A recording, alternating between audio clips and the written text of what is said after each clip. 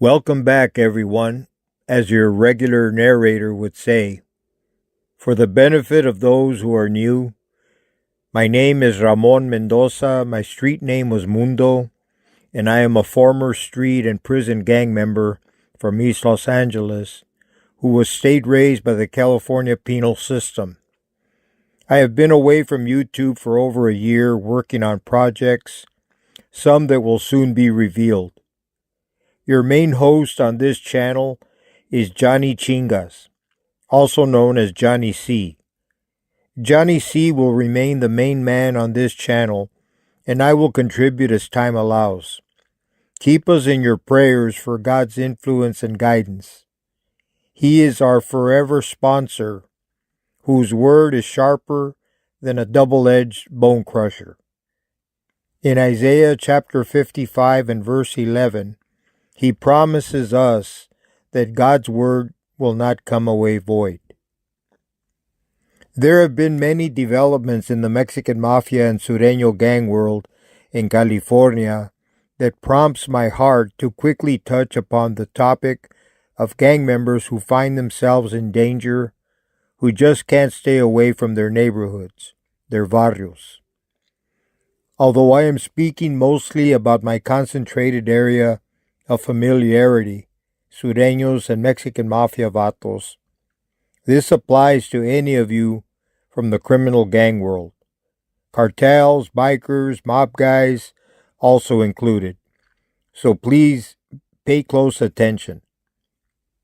Once you are deemed no good for whatever reason by your street or prison gang associates, it doesn't take rocket science to understand that a green light means your days are numbered. The people pictured here are EME dudes who fell away from their mob for one reason or another and made the bonehead mistake of returning to the danger zone. I know many of us shake our heads thinking, "Que pendejo este vato."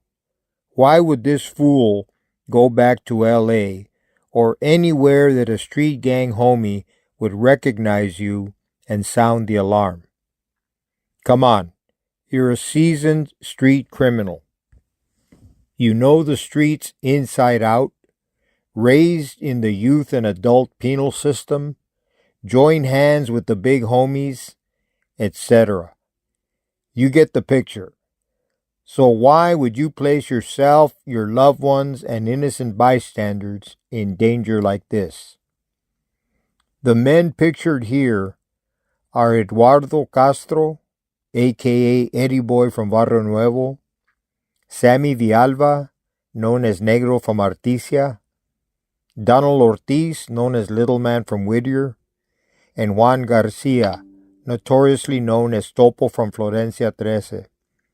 Those of you who right now are living in what the U.S. Marshals describe as the danger zone, rest assured I will refrain from fronting you off and naming your name, lest I place you in further danger.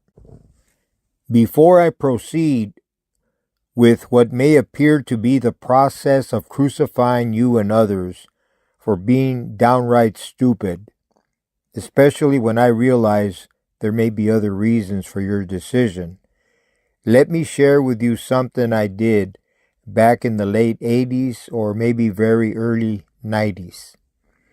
Eddie Gonzalez, a.k.a. Sailor Boy from VNE, my neighborhood, was my Boyle Heights, East LA homeboy from the Barrio Nuevo projects. We were both from the same clica, Los Tinies. We joined the Mexican Mafia prison gang in the joint in the early 1970s. Together we blazed an outlaw trail, committed many crimes, many 187s, gang murders. Most of them we got away with. A few we were caught and convicted, did our time on those, and we both dropped out and redirected our lives. While we were living out of state under the Federal Witness Protection Program, also known as WITSEC, we traveled to California to pay a visit to our old stomping grounds. We rented a car and proceeded to the projects with something we were not supposed to possess. Because they brought us a familiar sense of comfort and security, I affectionately referred to them as our teddy bears. I was armed with a 9mm and Sailor had his .45 automatic. We stopped at the old Ornelas Market on 8th and Concord, picked up a 6-pack of Bud, and drove the rental to the parking lot near the Tiny's wall where we used to hang out as young teenagers.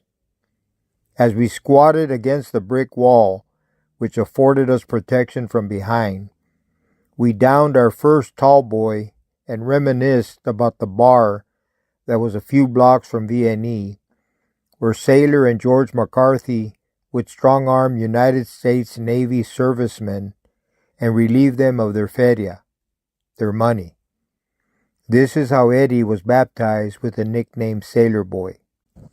Approximately 5 to 6 blocks in another direction was the crime scene where I killed a rival White Fence gang member with a machete in 1969. So let's ask the same question.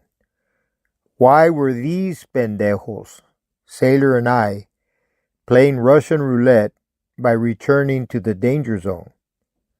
I can tell you for a fact we were no longer proud of our criminal accomplishments, nor did we miss that world. But it was a part of our childhood, and I cannot explain the why part. Like a pinche addiction we hadn't totally kicked, we just wanted another fix of Barrio Nuevo, for old time's sake. We craved the companionship, camaraderie, and love derived from revisiting the hood. Much like the Vietnam vets who gravitated towards their former brothers in combat, as ex-brothers in crime, I guess we sorta did the same, with an emphasis on ex-crime partners. We sought out something good from that world of filth and evil. Once we got it out of our systems, we packed up our empty cans and departed. We agreed and decided we would never need to return. If you check out this mural's lower right corner, the red rose was placed to commemorate this VNE homeboy following his death. When Eddie Boy Castro was shot to death on Concord Street, a hop, skip, and a jump from where Sailor and I reminisced about the past, his radar surely had to warn him that his days with the EME were numbered. His brother Chuco had already rolled against the fellas, and people were talking. Like those vatos who remain in denial to that big lie, I'm afraid Eddie Boy refused to listen to his inner voice. Because this case is still ongoing, I will not touch on anything more except to say I wish he would have gotten out of Dodge when the warning lights were flashing. On May 17th, 2019, Eddie Boy, he hated the nickname Deadeye, was murdered in the projects. Rest in peace, homeboy. Less than 2 years later, on January 10th, 2021, Sammy Villalba, a.k.a. Negro from Artesia, was found shot to death in a heroin addict infestation of homeless people beneath a freeway underpass somewhere near Long Beach. Like many Los Angeles and Southern California barrios, Barrio Artesia has produced several notable Mexican Mafia members, beginning with Güero Shyrock, currently housed at the ADX Supermax in Colorado, former member Rene Boxer Enriquez, living in an undisclosed state under a protected name, and Negro Villalba, who was known throughout the gang underworld. For him to return to the danger zone, in my humble opinion, was as close to suicide as I can imagine. Something surely drove him back to the streets of LA, where he was highly recognizable in the gang world. I can affectionately call him a pendejo, Spanish for dumbass, but I resemble that remark. Negro was 64 years of age when he was sent to Brazil. May your soul be at peace. Another former carnal who apparently could not stay away from the gang life and the magnetic, fatal attraction of the City of the Angels was Donald Ortiz, also known as Little Man from Whittier. Like Negro, Little Man was already no good and was an open target. Like Negro, the survival instinct was obviously not functioning, or he possibly had a suppressed death wish. Unfortunately, when you are greenlit by the fellas, one slip up is your last mistake in life. There are no second chances when your number is up. On November 19th, 2021, he was approached by an individual wielding a firearm who proceeded to take his life. Because this murder case is still ongoing, all I can tell you is that Little Man not only returned to the danger zone, but elected to become embroiled in the gang mix. Little Man was 59 years old when he met his fate. Rest in peace, Donald Ortiz. The final target of a murder attempt has a potentially hopeful conclusion. Juan Garcia, aka Topo from Florencia 13, was one of the original members of Los Tres Reyes, Spanish for the Three Kings. This was a title given to three Mexican Mafia members from the Florencia 13 street gang who became made in the 1980s. They were Arturo Castellanos, known as Tablas, his brother Braulio Castellanos, aka Babo, and Topo Garcia. Babo recently passed away on June 11th, 2023, from natural causes. On Saturday, November 16th, 2024, Topo Garcia was shot non-fatally, leaving Tablas as the last standing member of Los Tres Reyes. Topo was one of two victims who suffered gunshot wounds at a VFW hall in the LA County suburb of La Mirada. Eric Ortiz died of gunshot wounds.